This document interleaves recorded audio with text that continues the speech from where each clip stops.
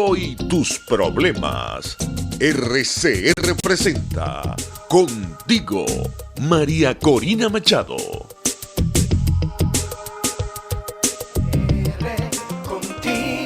Contigo, María Corina Machado. María Corina. El momento llegó, Venezuela se unió. Luchemos por la libertad, María Corina. Contigo estará, nadie la callará, luchando por la libertad. Venezuela, Dios nos bendiga, como todos los martes. Es un inmenso honor y un gran gusto para mí poder compartir estos minutos con todos ustedes, venezolanos en todos los rincones de nuestro país y también venezolanos alrededor del mundo. Hoy, 4 de febrero de 2020. En la dirección general de RCR, Jaime Nestares. En la gerencia de producción, Willy Arcaya. En la producción de nuestro programa, Catherine Manzano, Justo Navarro y María Alexandra Nogales. En el control, César Arteaga. Y como siempre, mi agradecimiento a Euler Guillén, querido cantautor venezolano, por este regalo que nos hace y con el cual comenzamos cada martes nuestro programa. Y hoy, siguiendo en esta onda musical, les tengo un gran regalo.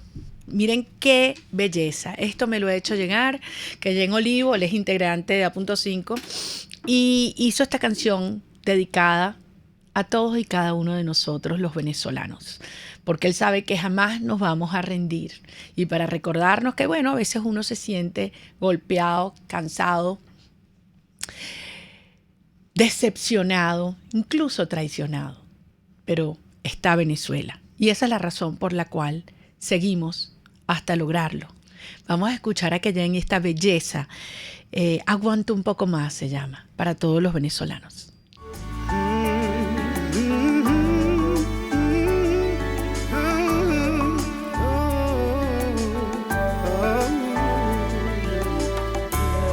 Sé que a veces no sientes ganas de seguir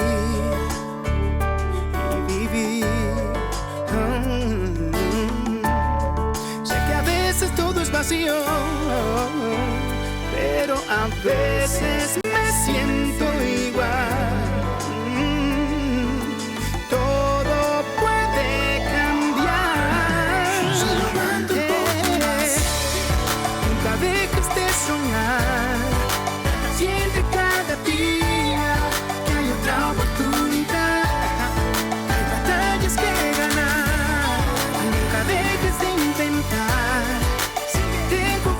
Ten valor, cree en ti hasta el final. Solo aguanta un poco más.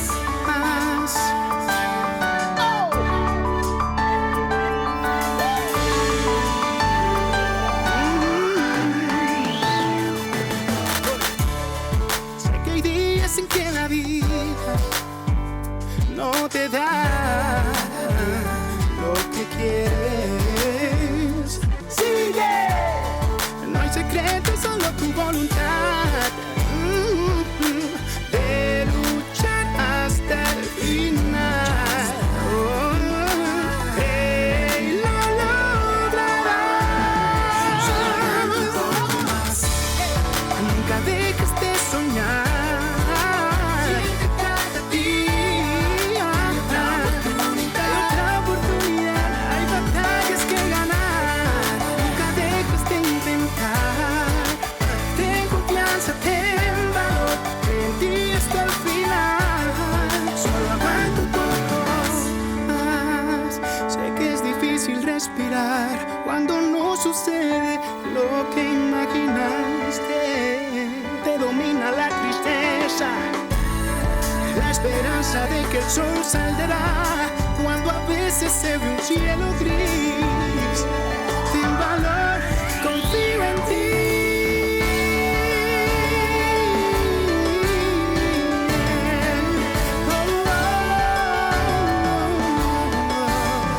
Solo aguanta un poco más. Nunca dejes de soñar. Siente cada día que hay otra oportunidad. Hay batallas que ganar. Nunca dejes de intentar.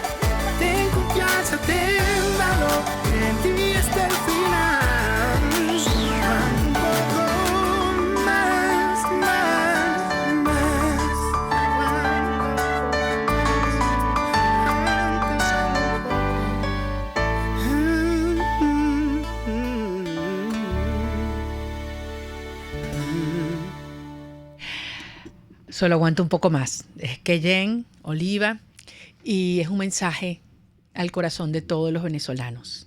Y quería compartirlo con ustedes porque son horas muy difíciles. Estamos viviendo momentos que nos llevan al límite, al extremo, a todos, a cada uno de nosotros, en nuestras casas, en nuestros trabajos, en la calle, ver familias que se separan,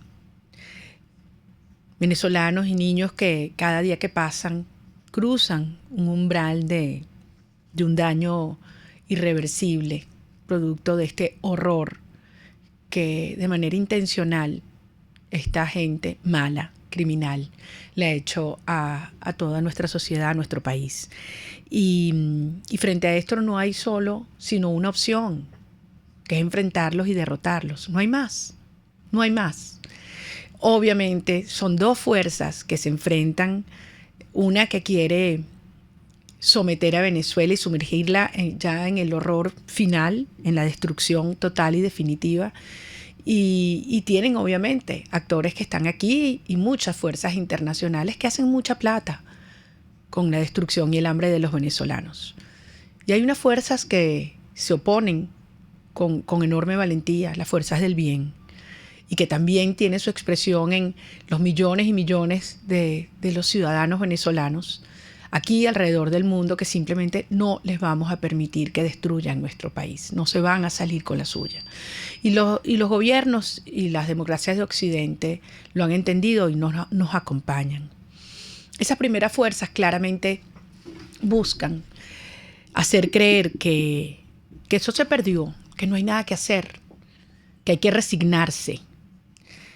Y para ello necesitan crear una imagen de normalización. Para ellos son muy útiles los bodegones o los euros que de manera extraña llegan a las calles de Caracas y de otras zonas del país. Y por supuesto, ¿qué más normalizador en el plano político que hablar de una elección? Cuando le hemos dicho al mundo entero que aquí hay una guerra no convencional, sí, con todas sus letras, una guerra no convencional. Una situación de usurpación y un estado de excepcionalidad. Sería la absurda y total contradicción decir, bueno, y entonces vamos, convocados por los tiranos, por los mafiosos, a hacerles el juego en un nuevo ejercicio de apaciguamiento y en una gran trampa cruel. La gente está clara. La gente está clara.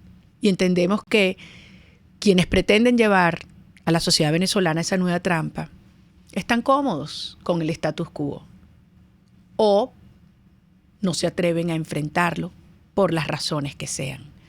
Es por eso que esto es nuevamente uno de esos momentos, esos hitos en el camino en el cual tenemos que regresar a las premisas de las que partimos y por las cuales hemos llegado hasta aquí.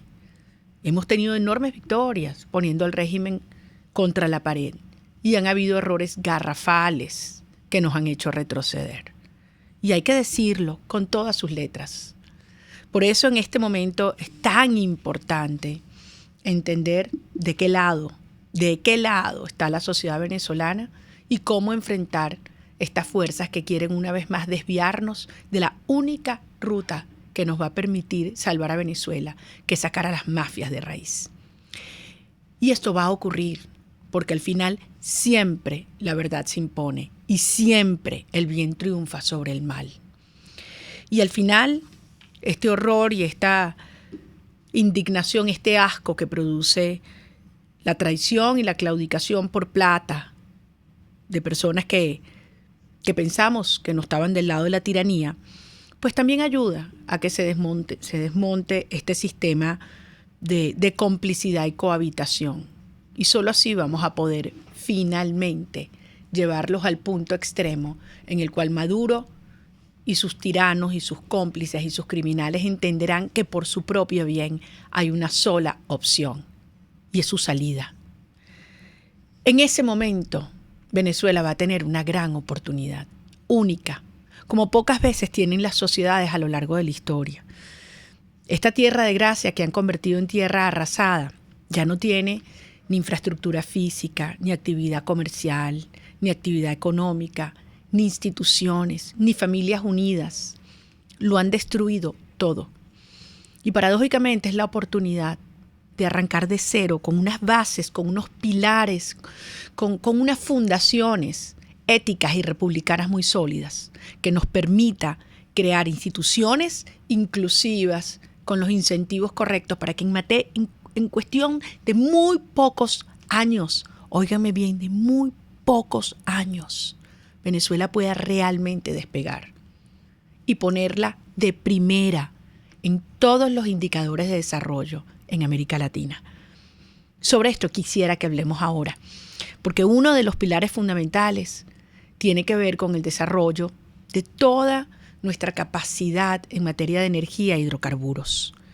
Y por ese motivo tenemos que abordar los temas que han sido tabú, porque aquí nadie se atreve a hablar qué fue lo que pasó con un país que tenía toda esa posibilidad de riqueza, generación de riqueza petrolera, que era en los 70 y los 60 uno de los países con mayor crecimiento económico del mundo, de ingreso per cápita del mundo, que llegó a producir el doble de América que Arabia Saudita, y cómo esa transformación en un petroestado, la riqueza al Estado, nos ha traído a esta devastación y esta miseria del día de hoy. Tenemos que abordar esos temas de fondo. ¿Fue o no fue la nacionalización del petróleo un error histórico? ¿Fue o no fue ser parte de la OPEP una gran equivocación? Y aprendiendo de esas y con esas conclusiones, ¿qué vamos a hacer ahora? Porque resulta que al petróleo le pueden quedar 20 o 30 años a lo sumo. ¿Se lo vamos a dejar allí, bajo el suelo, a las futuras generaciones de venezolanas, todito para que digan lo que no fuimos capaces de aprovechar nosotros? ¿O vamos de una vez por todas a aceptar que tenemos que hacer un cambio de raíz, una ruptura histórica en materia de hidrocarburos y en todos los otros sectores de la vida venezolana? Sobre este tema, sobre qué vamos a hacer para reconstruir toda la industria del petróleo, el gas, los hidrocarburos, en esa nueva Venezuela, en la nueva liberal, la Venezuela liberal después de esta tiranía, vamos a estar hablando al regreso nada más y nada menos que con Ivanán Romero. Vamos a una breve pausa y ya regresamos contigo. Usted escucha Contigo, solo por RCR 750 AM. Puedes seguirnos en nuestras redes sociales.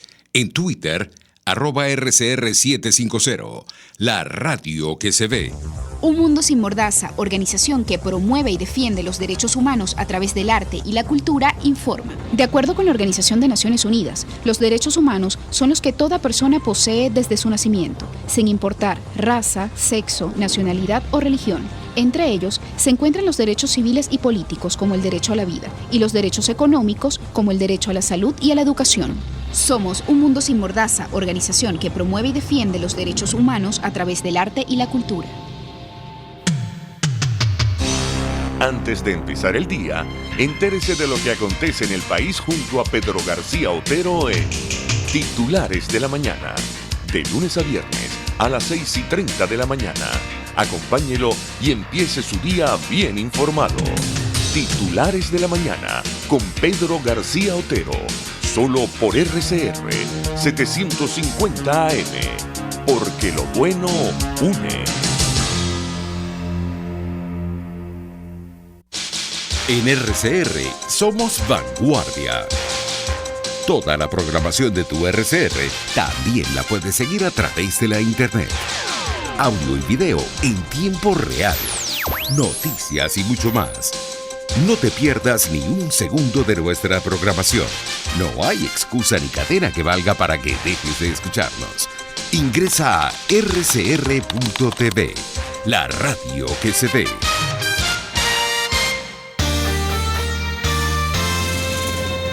Los temas de actualidad más relevantes son expuestos a la luz de La Linterna. Diego Bautista Urmanica le invita a formar parte de este ameno espacio de charla y análisis con una buena taza de café y al son de buena música. La Linterna, de lunes a viernes, a partir de las 2 de la tarde, por RCR 750 AM. RCR 750 AM, porque lo bueno une. Les estamos presentando Contigo, el espacio donde tú y tus dirigentes se escuchan, solo por RCR 750 AM. Aquí estamos, amigos, de regreso contigo, y tengo a mi lado un venezolano que me hace sentir muy orgullosa. Fue servidor público y sigue siendo un gran visionario, un gran soñador y un gran ciudadano. Como los que necesitamos para reconstruir este país, Hamanán. Y te lo decía el otro día cuando dábamos inicio al debate increíble que tuvo lugar el jueves pasado allá en la sede de 20 Venezuela sobre la nacionalización del petróleo, si fue o no fue un error histórico. Participaste tú, Humberto Calderón Berti y Rafael Quirós, 3 venezolanos que una larguísima trayectoria en el área petrolera. Bueno, yo no puedo leer tu currículum porque se nos va todo el programa, pero aquí solamente para recordarles que fuiste fundador de Intevep, viceministro de Energía, uno de los principales responsables en el área de la apertura petrolera, has sido profesor en Harvard y bueno, me va a matar cuando lo diga, 57 años de experiencia en materia petrolera. No voy a decir que es un fósil, no, mentira. Hablando de hidrocarburos. No, era un pavo. Mira, Evanán, ese es un tema que nadie se atrevía a tocar, ¿verdad? ¿Fue o no fue la nacionalización un error histórico? Y me encantó tener la oportunidad de tenerlo presente en la sede de 20. Y bueno, personas que tienen distintas visiones. Humberto Calderón Berti y tú fueron protagonistas de ese proceso y dijeron por la calle en medio, sí, fue un error histórico, mientras que Rafael Quirós lo defiende. Cuéntanos. Mira, nosotros llegamos al año 1974 cuando se crea la comisión para la reversión de las concesiones y adelantar la reversión. En el año 1943 el gobierno de Medina Angarita pasa una ley de hidrocarburos que unifica todas esas concesiones y contratos que se habían dado desde el año 1920-21.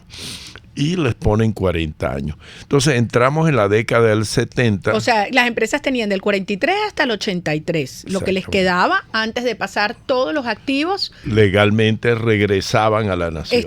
Estatizados. Excepto unas que se dio durante el gobierno de Pérez Jiménez, 1956 y 57, que tenían 40 años y se iban para la década de los 90, pero el 85% regresaba en el año 83.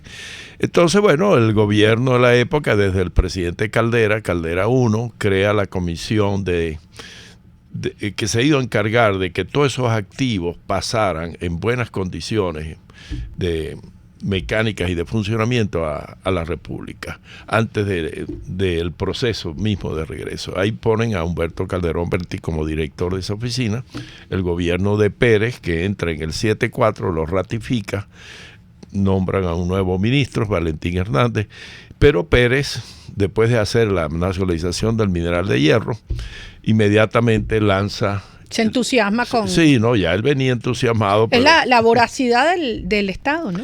Él quería ver ese proceso de menor tamaño, como eran las dos operadoras de la explotación de mineral de hierro, y inmediatamente lanza la comisión ya y la decisión de regreso. Y como era en aquella época, era algo que debía discutir a fondo la sociedad venezolana. Eso no era la decisión de un solo líder. Y que el pueblo sepa que en esa época Carlos Andrés Pérez era un líder extremadamente popular, pero era demócrata, era respetuoso y convoca a toda la sociedad. Y se crea esa comisión donde se discutió a fondo izquierdistas, capitalistas, petroleros, no petroleros. Y todo el mundo quería estatizar. No, había un grupo, especialmente los que estaban en la industria petrolera, que tenían temor de dos cosas. Uno, de sus prestaciones, si las iban a respetar en el cambio, y el otro era que si los políticos iban a entrar e iban a tomar las empresas. Sí, a politizar una empresa unas empresas que eran muy eficientes. Entonces, el presidente Pérez tiene otro acierto. Uno que se lo recomienda a Rómulo Betancourt, que es Valentín Hernández, ingeniero de petróleo de los años 40, pero un hombre muy sensato, muy honesto. Muy honesto.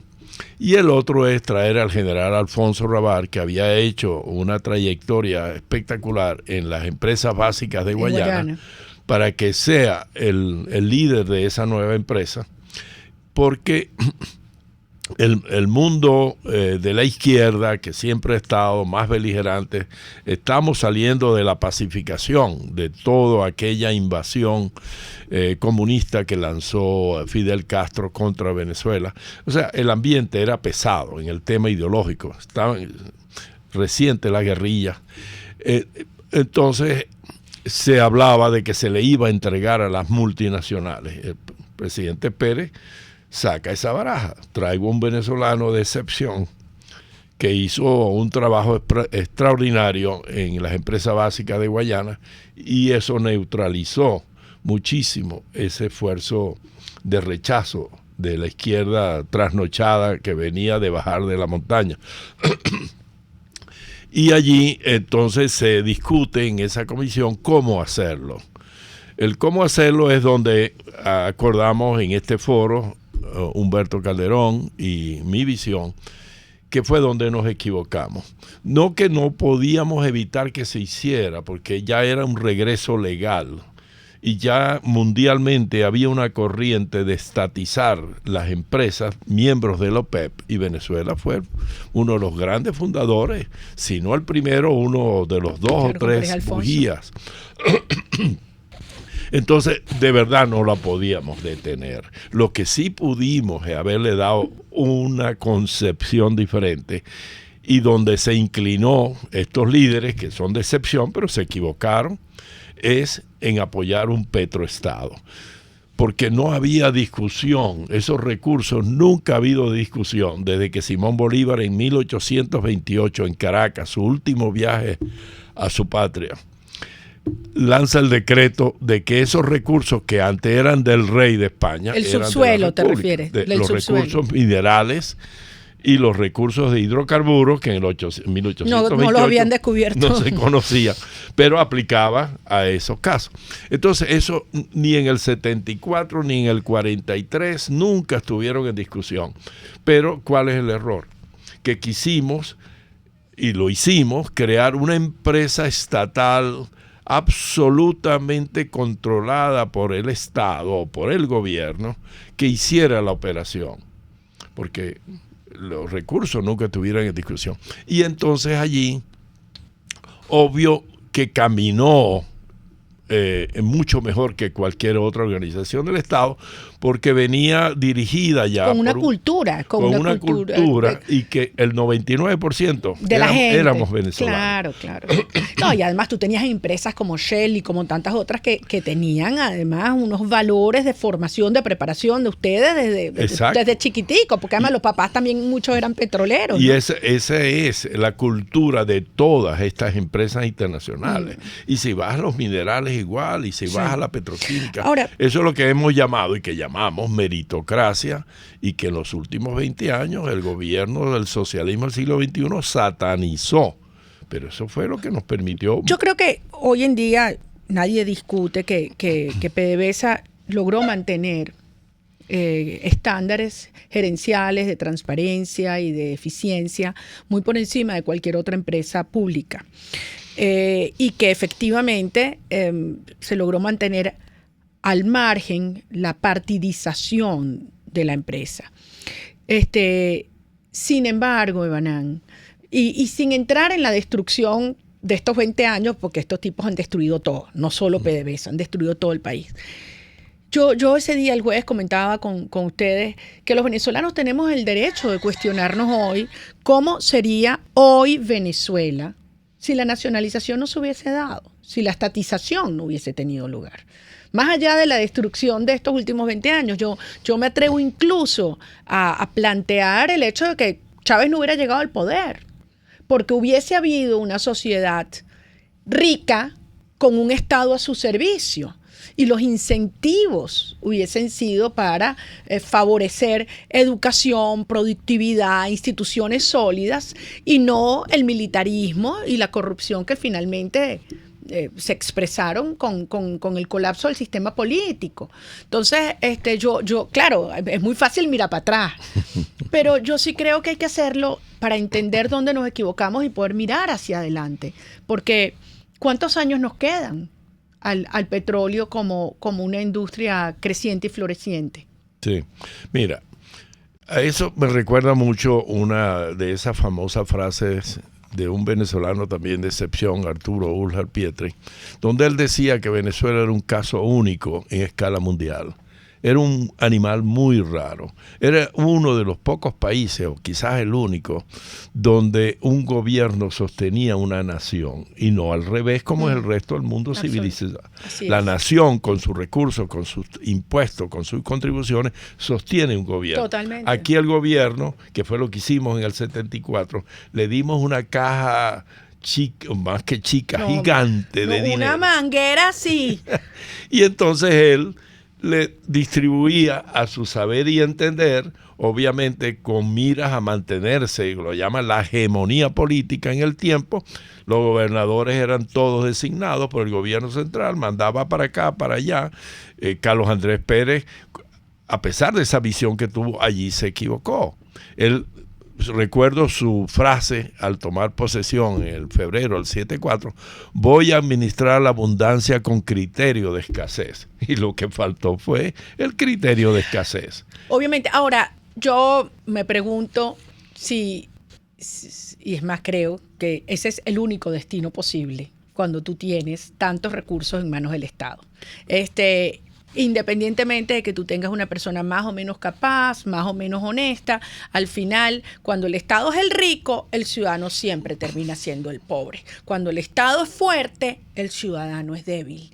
Y de eso se trata, cómo invertimos, a partir de esta tragedia que hemos vivido, una ruptura, y lo digo con todas sus letras, una ruptura histórica que deje atrás y para siempre el estatismo, el Estado gigantesco, el centralismo, las decisiones se toman en Miraflores y en Caracas y los demás cumplen, el clientelismo, y es esa relación de privilegios de esos sectores económicos, mediáticos que ponen y quitan ministros, hasta presidentes, el populismo, que es la repartidera de la caja clap y te callas la boca, y el socialismo, que es la riqueza pues en manos del Estado, los partidos, los corruptos y un país dependiente con la mano extendida, y el militarismo. Entonces, tenemos que ir a una breve pausa. Al regreso, tú has presentado una propuesta que con humildad lo llamas Ideas para la reconstrucción del sector industrial venezolano del petróleo y gas, porque coordinas un grupo de personas que en 20 hemos estado trabajando en cómo vamos a transformar este sector y aprovechar una ventana de oportunidad. Porque nuevamente, ¿cuántos años nos quedan? 20, 25, 30 años para explotar el petróleo, Benán. Entonces, al regreso, vamos a hablar con Evanán Romero, coordinador de este equipo, cómo vamos a transformar el sector de hidrocarburos en una Venezuela rica, de ciudadanos ricos. Ya regresamos contigo. Pluralidad, libertad y respeto. Estás escuchando Contigo, solo por RCR 750 AM. Puedes seguir nuestra programación a través de rcr.tv, la radio que se ve. Benjamin Franklin, político, científico e inventor estadounidense. El amor a la libertad hace al ser humano indomable y a las naciones invencibles.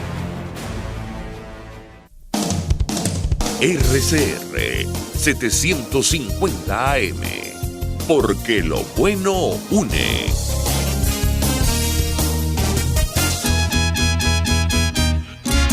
Desde los sectores populares del país se escucha una clara señal. Es el radar de los barrios. Evelyn Martínez y la Red de Ciudadanos le invitan a identificar amenazas, ubicar soluciones y hacer seguimiento eficiente a las problemáticas de cada sector. Un espacio contra la polarización donde se construye de abajo hacia arriba y de adentro hacia afuera. El radar de los barrios, De lunes a viernes, a partir de las 10 de la mañana, solo por RCR 750 AM. Les estamos presentando Contigo, porque nos preocupan las mismas cosas. RCR 750 AM. Estamos, amigos, de regreso contigo. Y no se imaginan lo que yo estoy disfrutando de este programa, conversando aquí con Evanán Romero, que es uno de los grandes baluartes del petróleo en Venezuela. Hoy está siendo aprovechado por empresas transnacionales en el mundo entero, de los cuales das asesoría, pero tu corazón está aquí. Y te vamos a traer de vuelta a tiempo completo cuando vayamos a reconstruir el sector hidrocarburos, pero que no va a ser, óiganlo bien, con empresas públicas, sino con muchas, miles y miles y miles de empresas privadas, de todos los tamaños. Y como tú dices, a los venezolanos que se han ido, petroleros que están aprendiendo, trabajando alrededor del mundo, los vamos a traer de vuelta no como empleados de PDVSA o de transnacionales, sino como empresarios. Ahora, tú querías terminar... Sí, solamente en tus últimas alusiones a ese proceso, para despejar lo que es, digamos, el tema que defienden los todavía, inclusive de esa época, o gente como Rafael Quirós, que nos acompañó en el foro, y muchísimos otros que fueron miembros de esa organización, en PDVSA, ¿por qué defienden todavía el petroestado? Y es básicamente porque ese petroestado, que dio sus señales muy rápido de caída y de ya inicio de la pobreza en la mayor abundancia de la Venezuela saudita de los 70, pero ya en el año 80 estaba haciendo agua. Había un déficit fiscal increíble después de la devaluación de febrero del 83 y nunca más nos recuperamos en temas de déficit fiscal. Llegó Carlos Andrés Pérez II y dijo, bueno, esto se acabó. Hicimos el artículo 5 y ya no tenemos cómo sostener a nuestra república con solo el ingreso fiscal, porque esa es el final de eso. Habíamos funcionarios honestos que manteníamos nuestra disciplina y nuestra eficiencia, y la empresa, pero ya esos recursos no podían sostener aquí, porque el petroestado es eso, una organización que sostiene a toda la nación, como decía. En vez de un país que trabaja y que genera riquezas, y el que le pone los recursos al Estado y lo mantiene así con la cuerdita cortica. Entonces dicen, vamos a abrirnos, vamos a llamar a las empresas. Y eso fue lo que pasó en el 90, la con economía la apertura se recupera, etcétera. Ahora, ¿qué vamos a hacer con esto? La gente todavía recuerda mucho y quedó enamorada y prendada, muchos de ellos, a la figura del petroestado. Y es la lucha que ahora tenemos en mente para abrirle la mente a los venezolanos. ¿Por qué? Porque usan dos palabras de esas comodines, es que es soberano y es estratégico. ¿Y qué le decimos nosotros?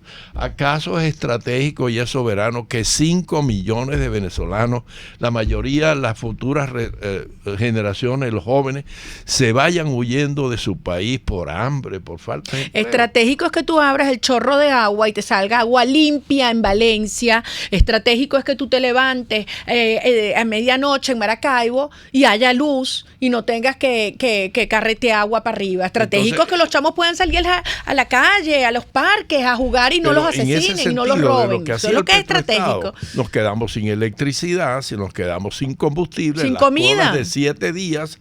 Las pobres familias no consiguen la bombonita de gas, no hay lubricante. Ok, y entonces, ¿qué hacemos ahora? Entonces, ¿qué hacemos? Basado en tu pregunta que me has hecho, ¿hasta cuándo dura esta sustancia de combinación de carbono e hidrógeno que tiene ese valor mundial por ya más de 100 años? Hay muchas corrientes, no hay unanimidad en un tema como eso.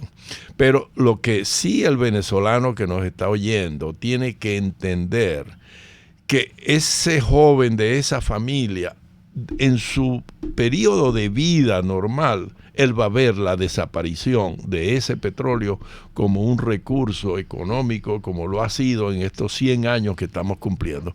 Yo quizás no la vea, pues ya estoy bastante avanzado, pero la mayoría, inclusive de los adultos que me están oyendo, bajo expectativas de varios grupos, dicen es una generación, que son 25 años, o pueden ser 2 generaciones, que deja de ser el producto fundamental que mueve las economías. Entonces, sabiendo que ese horizonte es tan corto, hay que moverse rápido. Pegarse a esa figura que ya sabemos el resultado, que creó administradores obscenamente millonarias y la mayoría de la población obscenamente miserable y pobre.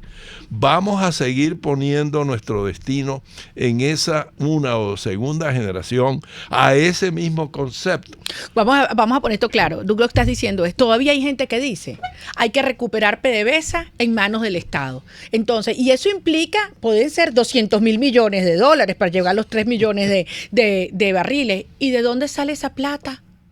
Porque hasta donde yo sé, la prioridad para toda la sociedad venezolana son escuelas, hospitales, carreteras, seguridad, justicia. Entonces hay que meter esa plata para que unos políticos tengan el control de lo que llaman la riqueza del país. Por Dios santo. Miren, veamos cómo está Estados Unidos, cuánto producía de petróleo Estados Unidos hace 20 años y cuándo producía Venezuela. Y mira dónde está el principal productor de Estados Unidos, del mundo hoy en día, y creciendo a toda velocidad. ¿Por qué? Abierto a los mercados. Mi querida amiga María Corina, es un tema de la parte financiera, sin duda, que tú estás diciendo. Ya ellos, a los que empujan esa idea, se los han dicho en los círculos financieros. No hay plata para eso. No hay dinero para eso. Abran la industria al capital por los años que faltan. Nosotros no les podemos dar financiamiento con garantías de un Estado que está quebrado y una empresa que no tiene ni una cuenta corriente. Ahora, por otra parte, hay gente que te dice, ¿y quién va a venir a invertir a Venezuela? En un país donde más de una vez se han atropellado los derechos de propiedad. El señor aquel mandaba expropiar, se llevaba las cosas por delante, roban, invaden, saquean, en un país donde la infraestructura está en el suelo, donde no hay seguridad, donde la gente preparada del sector petrolero se ha ido del país. Miren, se están invirtiendo en Colombia, pueden invertir en Guyana. Mira lo que está pasando aquí del otro lado, nuestros dos países. Entonces, pero ¿qué hacemos?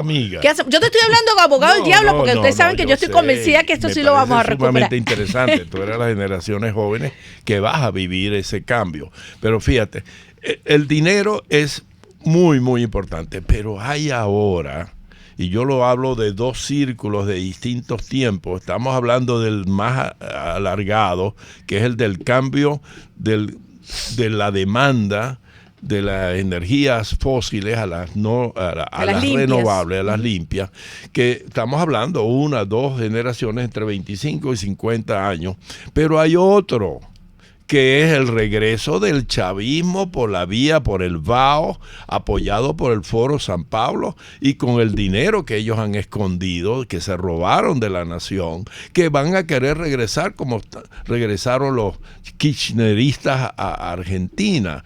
Entonces, si nosotros nos enredamos en eso y no le damos al sector que es el que va a poder hacer el cambio, que cualquier venezolano vea el cambio económico en su situación, con el cambio al regreso a la democracia, ellos van a ser presas fáciles de estos encantadores de serpientes. Tenemos que caer en materia específica, porque se nos ha pasado el tiempo y quiero que compartamos las propuestas concretas que estamos planteando para transformar todo este sector. Sí.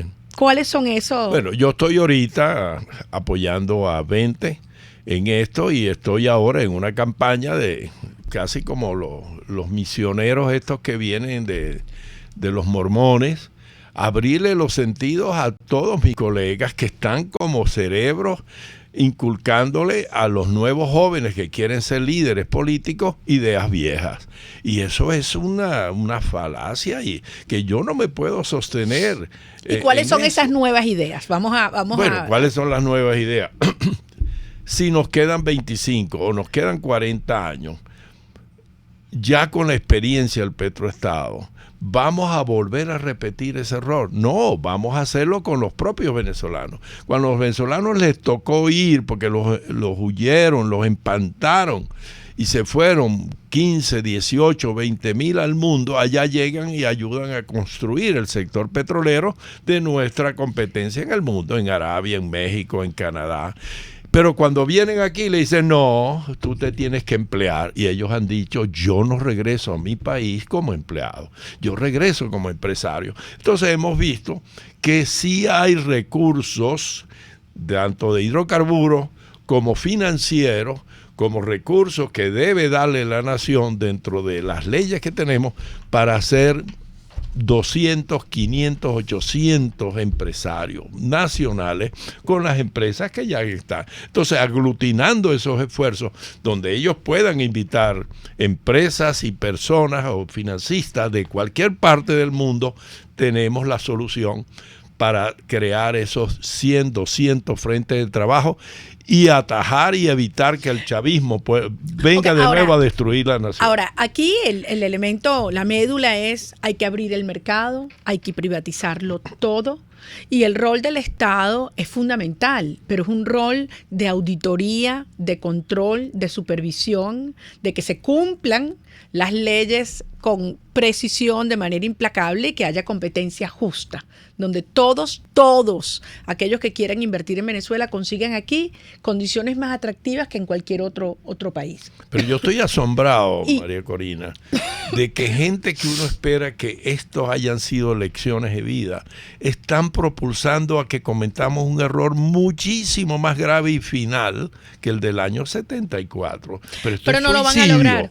Pero no lo van a lograr, porque aquí hay hoy en día una sociedad, el país, la gente, Banán, que ya no quiere más de lo mismo, que ya no se come ese cuento. Un país que entendió que si tú tienes unos políticos ricos manejando los recursos del Estado, la sociedad va a estar sometida y vas a crear los incentivos para que los corruptos quieran llegar al poder y quedarse allí y no salir más nunca.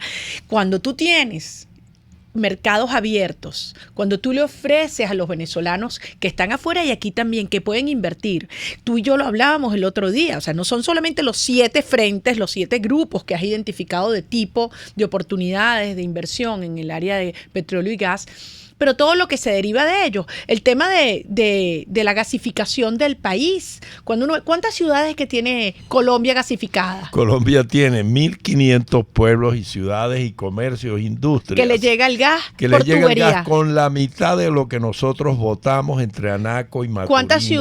¿Cuántas ciudades tenemos gasificadas en Venezuela? 5 o 6. Y medio, y parcialmente. Sí, ¿no? Nos damos cuenta de esto. O sea, un país como Venezuela, ¿ustedes se imaginan cuántas empresas, cuánto empleo se va a generar cuando empecemos a hacer toda la apertura para gasificar el país? Y además les tengo una noticia, más nunca van a ver una bombona, se va a desaparecer, nadie va a tener que corretear una bombona, el gas te va a llegar a tu casa.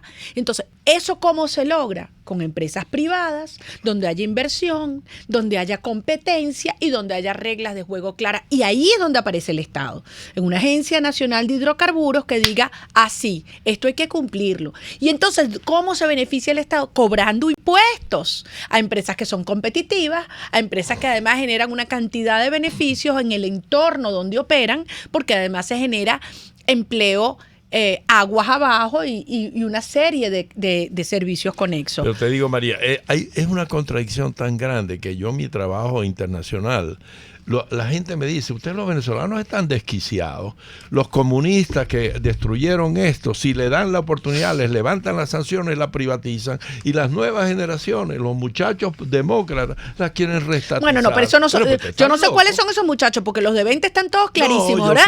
Lo nuestro es libre mercado. Con algunos viejitos generación que no de riqueza. Nosotros queremos un país de gente rica en todos los planos, rica intelectualmente, rica emocionalmente, rica espiritualmente y rica en el bolsillo también. ¿Qué es eso que ser rico es malo? Ser rico es rico, ¿vale? Pero los además, enemigos están dentro, no están en las multinacionales, como ellos dicen. Por supuesto que no.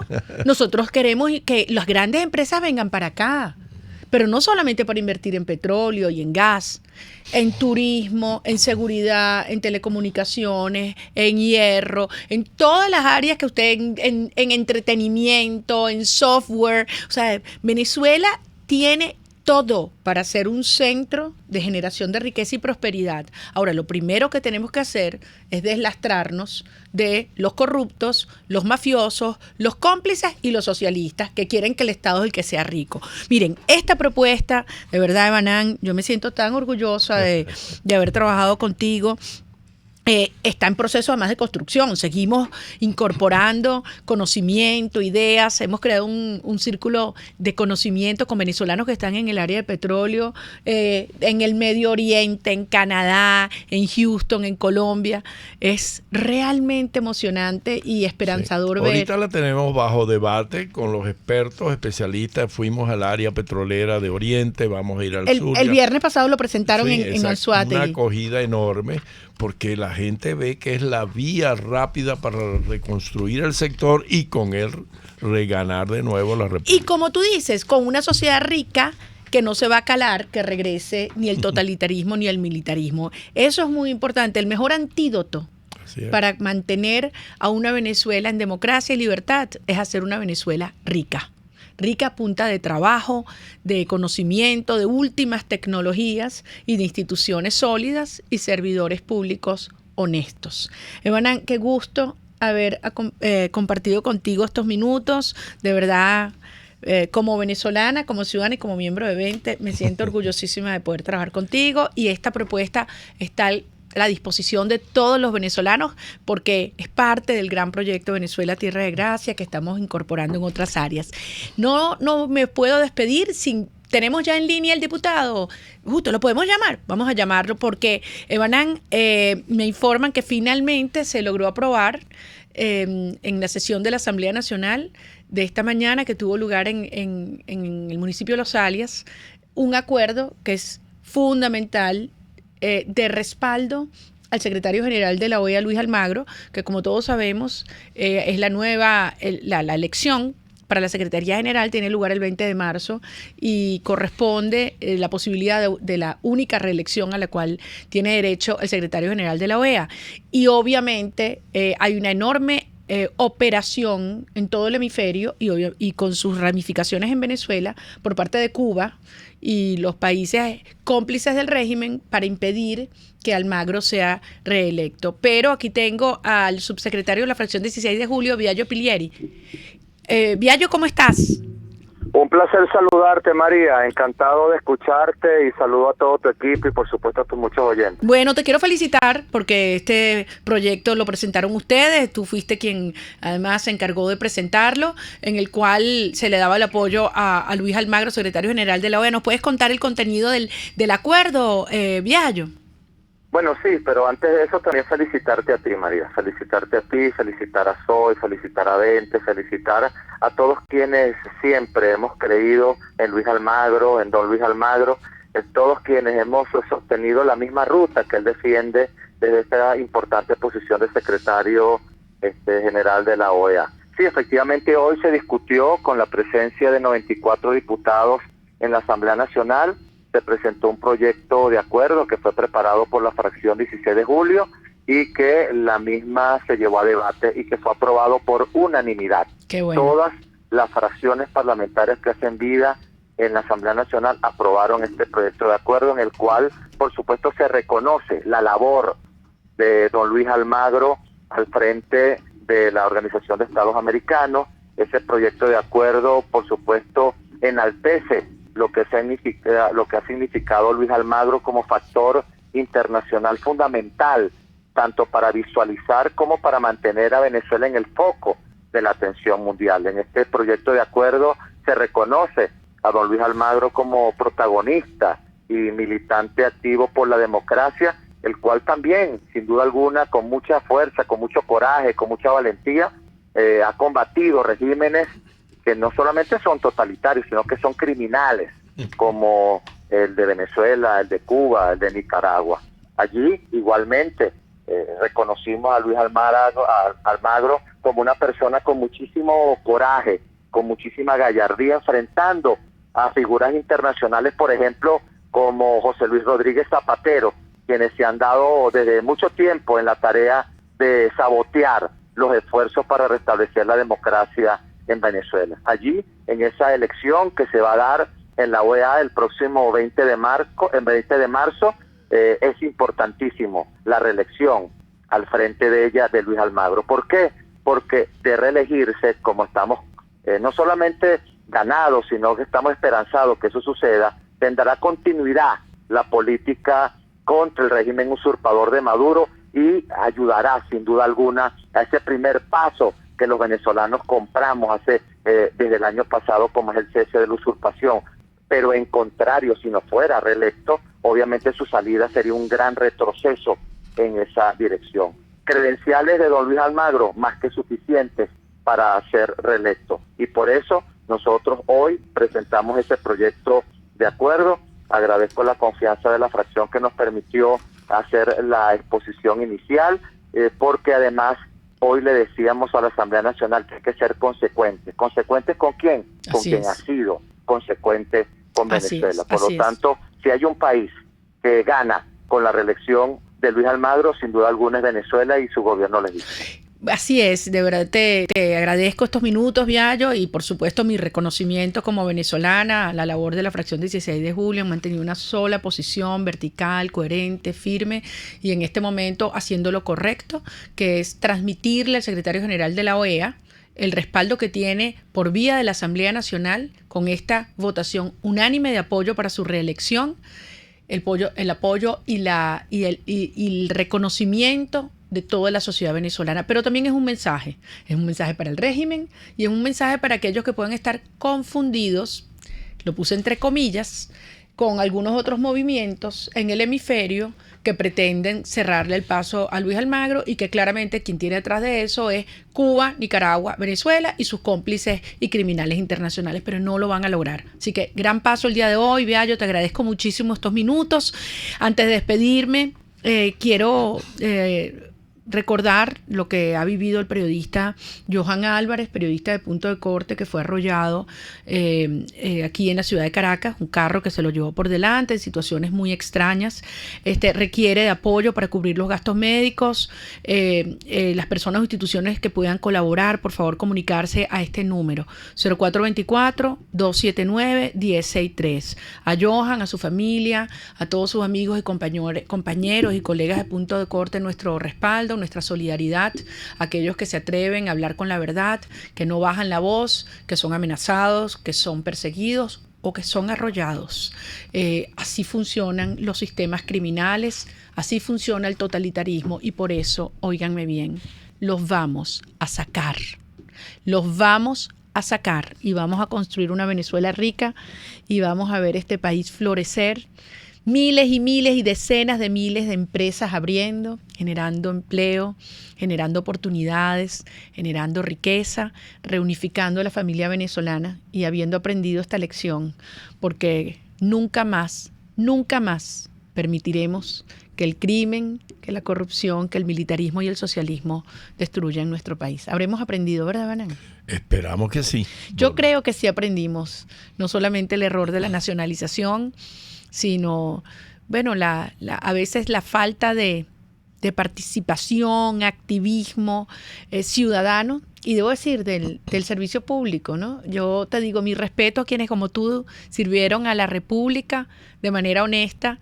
Yo cuando era chiquita, lo último que pensaba era que podía dedicarme a la política, ¿no? Y no tenía una buena opinión de los políticos, no te voy a decir lo que pensaba.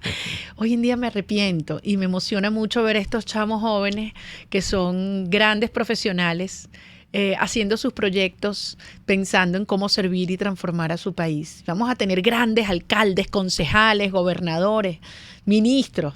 Vamos a hacer un gran país. Muchas gracias. Tu entusiasmo contagia y por eso tienes aún ya de otra generación diferente a la tuya, sumado a entusiasmado en tu programa, en tu agenda, en tu visión. Gracias, Emanán. Gracias, Emanán. Súper orgullosa. Gracias, amigos. Como siempre, nos vemos el próximo martes contigo. Cuídense mucho. Dios nos bendiga.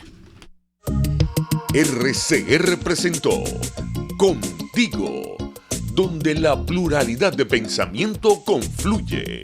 Solo por RCR 750 AM.